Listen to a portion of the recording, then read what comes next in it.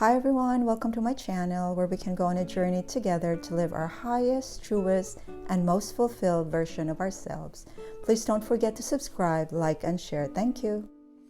Today's video is about a couple of questions that my friends discussed this in one of our faith sharing meeting. And for the last 2 weeks now, almost 3 weeks, it's kind of like stuck with me. Two questions that we can relate, and it's also fitting for this Lent season when we're trying to really think about ourselves to be better than we used to be, and that transformation and really moving forward. I thought I will make a video and just answer honestly to these two questions, and hoping that you guys will also answer it, think of it, and really make it like a positive thing, that whatever your answers to this will get it to the next level of lessons and looking forward and positivity. And again, going back to my mantra on this channel, to live our highest, truest, and most fulfilled version of ourselves. So the first question is, what is it that you want to go back in time and want to change it? So what is it in the past that you want to go back and want to change? The second question is, what is it that you are looking forward to, wishing you are already there? Something that you look forward to and wishing that you are already there. Two thought-provoking questions. And like I said, kind of resonated with me, especially on this journey, on this Lent season, when we're trying to really dig in ourselves and see what we can change, the lessons and all, to be worthy on that Easter Sunday. Redeemed us for all our sins and be forgiven for our sins, and it's a rebirth or reborn for all of us.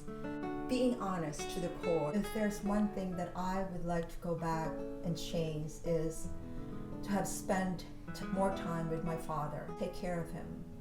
He was in the Philippines and I was here in the US for many years. We didn't see each other. Well, we saw each other for vacation, but didn't really bond and spend time together.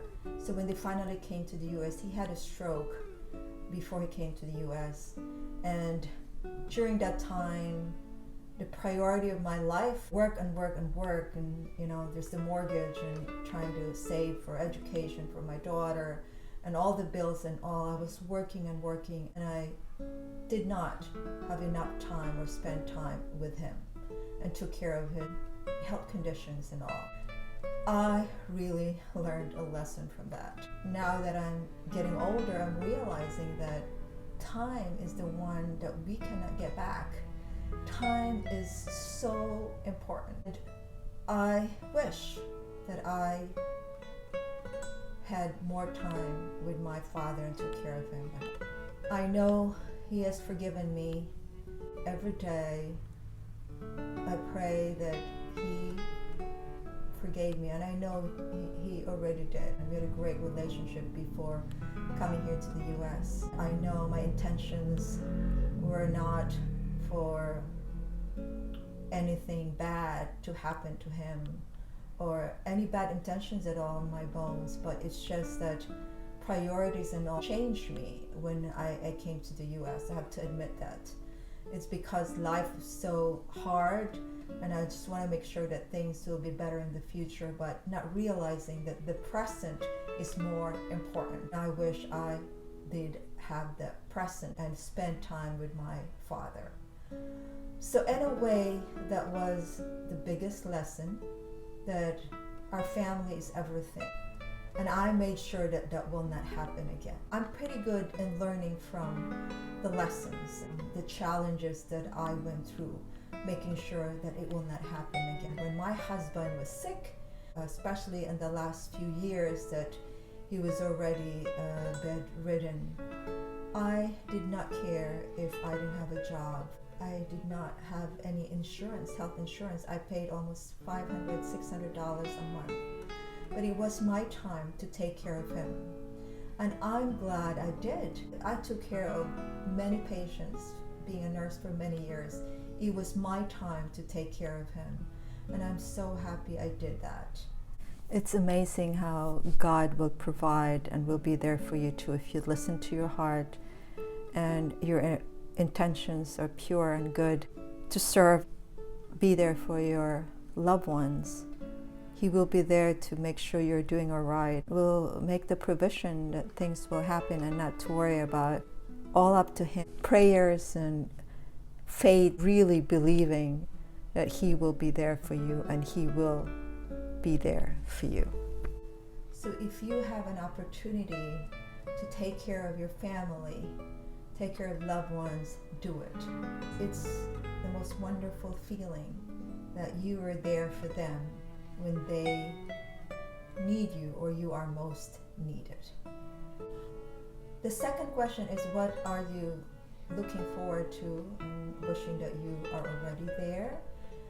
Besides that, I think all of us, 99.99, would wish that all this crisis of this coronavirus will be over so that we will go back to some kind of normalcy and we'll get to travel again and see our family and bond with our family. The jobs and establishments will be back in full business so that people will go back to work and get this economy going. Again, that human connection too. We're humans and we need that socialization and that connection so we can visit each other and talk to each other or bond. The normalcy, that's what we want. But besides that, the other thing that I would love, I'm wishing that I'm already there, is my dream to have a foundation, a small organization that I can help the children, the hungry children, the displaced and abused and poor children. I can visualize that this will happen, that I will have this opportunity. I've been dreaming about this for years. I love kids and just their vulnerability, but their innocence, and they're the future generation. They're so helpless, and so they need our help, everyone's help. And one revelation I'm sharing with you is that I did have a fall off with my Catholic faith at one time, when all of those news about the abuse with the kids from the priest all over the world. At one time I was so lost with my faith, I can't concentrate. I was attending mass and I was in disarray, and at one point I went on soul searching. I went to visit different churches and really explore out there. But God gave me the sign and brought me back to my faith, the Catholic Church. This is where I belong. Now I'm realizing I'm here for God, for Christ, for what the church stands for and not for the priest. In any organization or establishment, there are people, and not all, that will go in separate ways and do the evil things and not following their true calling. It made me realize that it's not about the church. So at that time, because I love kids, that destroyed me in many ways. But I'm back solid, loyal to the core of being a Catholic. Part of this question, a little bit of a history why I love kids and I want a small, hopefully, like I said, a foundation, small house where I can help those displaced, abused, and feed the hungry kids. So that's my answer to the second question. These questions stuck with me for about 2-3 weeks now, and I felt the need to share with you because this might be a couple of questions that you need to ask yourselves too. I know we need to put more value on the present, but it's also good to go back into the past and look just a little bit for the future so that your present will be appreciated more, because we know where we came from and we know at least a little bit where we're going, although we need to get more value in the present. That I cannot stress enough, that the present is more important, especially on the first question that I answered. There's no time but today. It's one of my favorite Broadway show, Rent. There's no time, there's no day than today. If there's something that you will get out from this, me blabbing for how many minutes now, is that there's no day done today. Hopefully you can answer those two questions and see for yourself your learnings and your own realizations. Let's continue on this journey to be better than we used to be.